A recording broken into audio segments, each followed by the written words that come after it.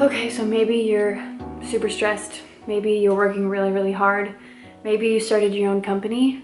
Maybe you're a stay-at-home mom. Maybe you're a stay-at-home mom and you have a side job. Maybe you just can't beat this chronic stress even though you've tried so hard.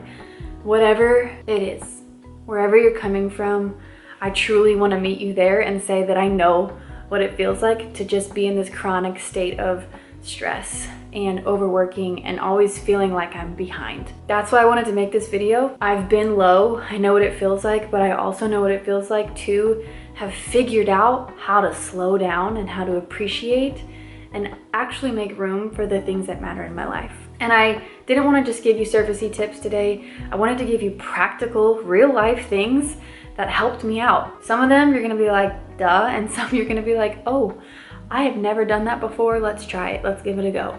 So genuinely, these are for you, this video is for you, because I know what it feels like to be where you are. And I hope that they can get you to this side where you're slowing down and you're appreciating the little things.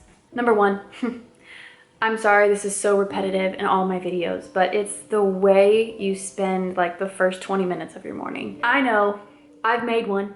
There are so many morning routine videos where you feel like you have to do this, you have to do your workout, you have to do your yoga, you have to make that delicious latte, but that's not the case.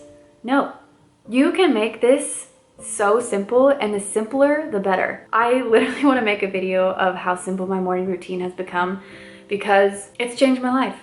I get out of bed in my jammies. Last night all my jammies were dirty, so I had to go with this kitty cat nightgown, but I got straight out of bed and I got my water and I walked straight outside and read for 20 minutes in the peace and quiet. It's the summer, it's so beautiful outside. You can still hear like the crickets and the cicadas. It's beautiful. And when you choose to spend your morning responding to yourself instead of responding to the world through email, Instagram, text, phone calls, you're starting in a calm state of mind, and that just greatly, greatly benefits you. So maybe try it out. Just 10 minutes. Number two, just try to walk a little bit slower. I don't have much to say, it's pretty self-explanatory. I actually had to write it on my hand to remind myself because I was a chronic fast walker, but I'm now kind of in this slow walking mode and it's lovely. Like I feel like my brain isn't saying that you're running away from something at all times because I'm just walking slow. I really think it helps. Number three, tip for slowing down is have a game plan when it comes to technology. Everyone knows, too much of it will hurt you. And when you're constantly filling your brain with information, entertainment, responding to people, your body will never believe you that you are trying to slow down because you're just filling empty space in your mind. So here are a few things from the company Tech Wellness that I absolutely recommend. They have helped me learn how to set myself up for success when it comes to technology. First of all, super easy. I wouldn't say this is like a detox, but it's just a great tip that helps me when I actually am working all the time. These are their screen protectors. They're so cute. I've never had pink glasses before. People tell me all the time these don't work, but I disagree because I get bloodshot eyes if I'm not wearing them. And then for sure, technology at night, I try to avoid, but when I'm watching Friends with my husband or late night working, I always have these on because when you're looking at a screen at nighttime when it's dark outside, you're signaling to your body that it's like 1 p.m. in the afternoon. So your melatonin will produce, circadian rhythm out the window. Okay, this is so amazing. I wasn't expecting it to like change my habits, but this is a little phone stand, still by Tech Wellness. And I just put my phone here, and one, my phone has a home, so it's not always in my hand.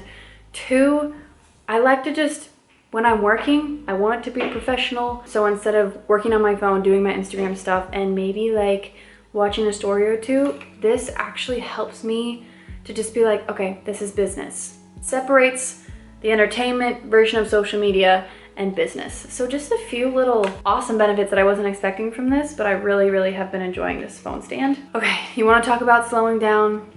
Here's your kill switch for your Wi-Fi. Not having your Wi-Fi on is one of the best ways to literally just not even mess with it. So we plug this in to our TV, Wi-Fi box, all of the above, and we've set it up that when we click a button, it just kills it all off. We can turn it back on in the morning, super easy, but just a great way to literally turn everything off.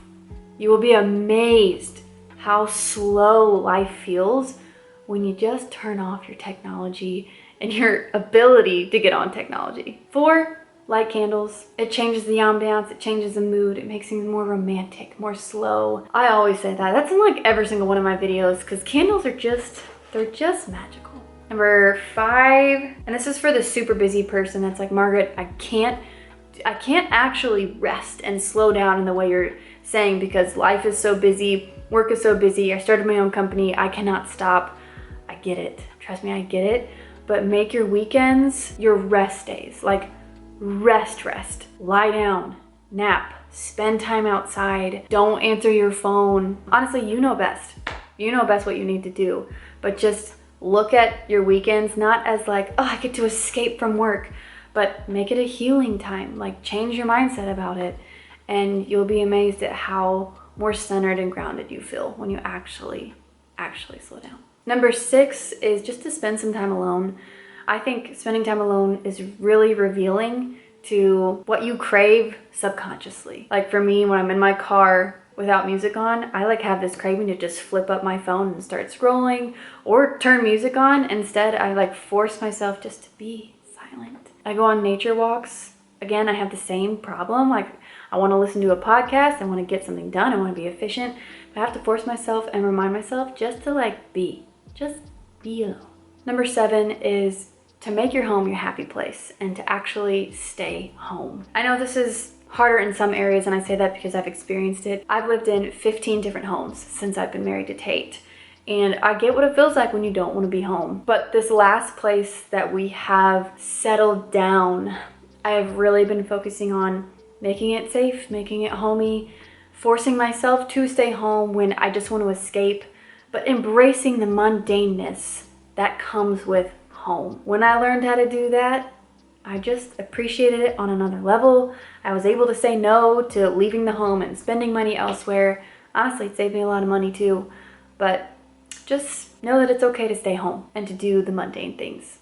That will really help you slow down. Okay, for the social butterfly, number 8, when you want to hang out with friends, I would encourage you to find ways to do it that are not overstimulating, that are slow, that are intentional, like eating dinner outside and staying at the table for hours, avoiding bright lights, avoiding loud music, and just lighting candles, enjoying company, enjoying intimacy with your friends, and just listening to their souls. There's so much more beauty to that than always going, especially on weekends when you're supposed to be resting. You can be filled up, and I've experienced it. Just spending time, slow time with the people that you love. 9, make your meals simple. I cook every single meal at home. I used to have this pressure to make it amazing. Japanese one night, Mexican another night, Italian another night. And then when I started just simplifying my meals, everything around the table, around meal prep time became easier and just more enjoyable. I just need to get rid of that pressure. I genuinely wish someone could have told me that earlier.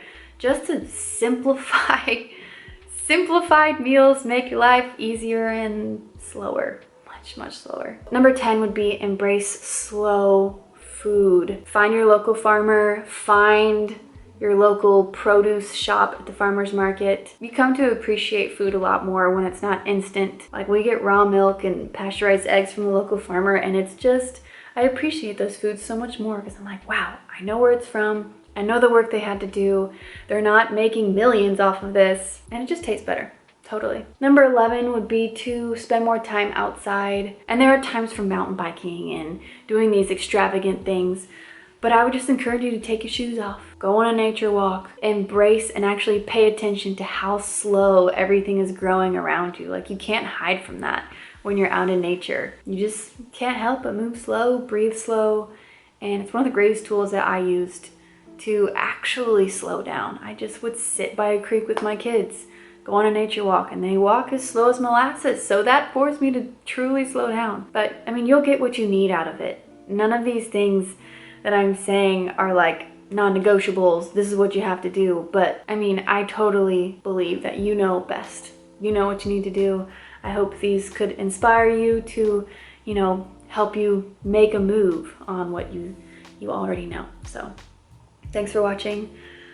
I guess I'll just see you in my next video. I'm gonna go light some candles, get ready for dinner with my boys. See ya.